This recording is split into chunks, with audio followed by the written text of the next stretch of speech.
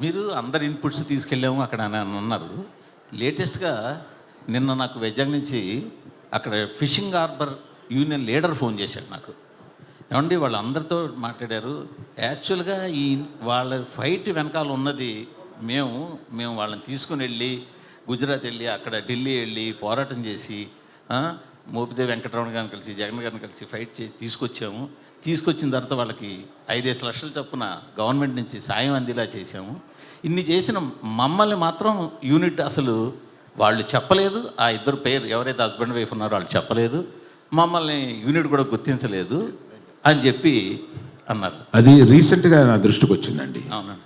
నాకు అంతకుముందు నా దృష్టికి రాల, రీసెంట్గా దృష్టికి వచ్చింది. ఈ రిలీజ్ తర్వాత వాళ్ళని వెళ్ళి కలవడం కానీ అక్కడ ఒక చిన్న ఫంక్షన్ పెట్టుకోవడం కానీ ఏదో చేద్దామని మట్టుకు అనుకుంటున్నామండి. అది రీసెంట్గా మా దృష్టికి వచ్చింది. That will be addressed. Arvind గారు సార్, గీతా ఆర్ట్స్లో మోస్ట్ కాస్ట్లీయెస్ట్ ఫిలిం ఇది. చాలా ప్యాషనేట్గా తీశారు మీరు. బట్ మీకున్న ఎక్స్పీరియన్స్కి, మీకున్న కనెక్షన్స్కి ఈ సినిమాని ఎలా అయినా సరే మార్కెట్ చేసేయగలరు, అమ్మేయగలరు. బట్ ఈ సినిమా 1-2 నెల్లూరు సీడెడ్ తప్పితే ఎక్కడా కూడా అమ్మల. అన్ని చోట్ల మీ ఓన్ రిలీజ్. అది కూడా మీ డెసిషన్ అనే తెలిసింది.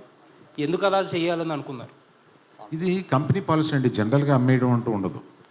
1-2 చిన్న మా కంట్రోల్ లేని ఏరియాస్లో ఇస్తాము కానీ మిగతాది ఎప్పుడు గీతా ఆర్ట్స్ మేమే ఉంచుకొని లాభం నష్టం మేమే అనుభవిస్తాం. ఎందుకంటే మనం కష్టపడి చేసే మన సినిమా మీద మనకు నమ్మకం ఉండాలి ఫస్ట్.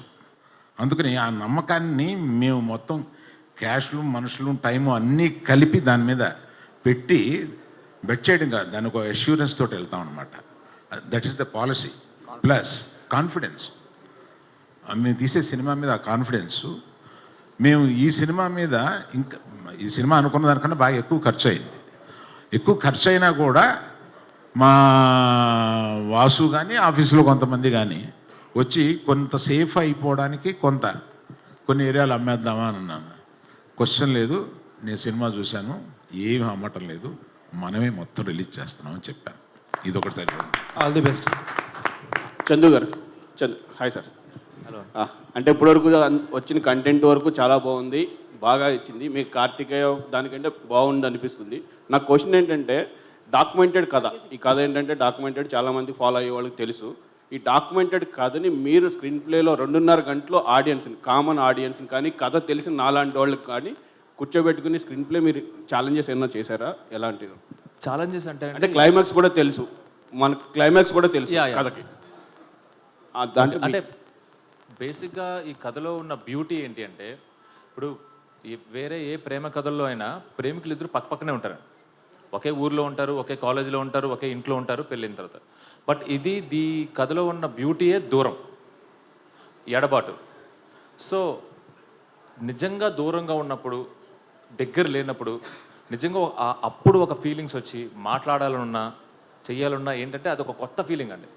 ఇప్పుడు మనం ఉన్న ఈ టైంలో ఎవరికైనా ఫోన్ చేస్తే 5 నిమిషాలు ఎత్తకపోతే ఇరిటేట్ అవుతాం.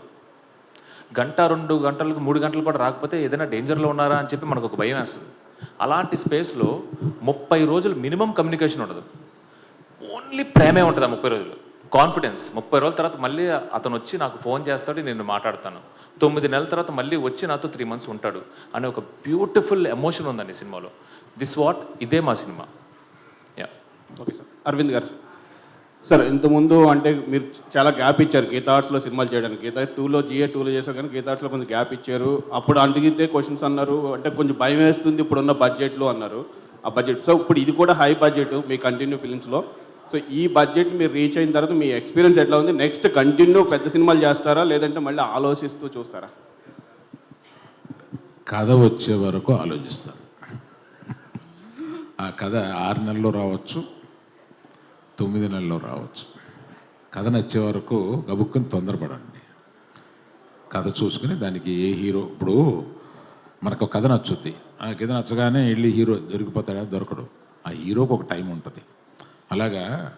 అలాగే చేద్దామని ఉందండి. దాని గురించి అర్జెంటుగా సంవత్సరానికి 4-5 సినిమాలు తీసేసి అర్జెంటుగా పరిగెడదాం లేదు.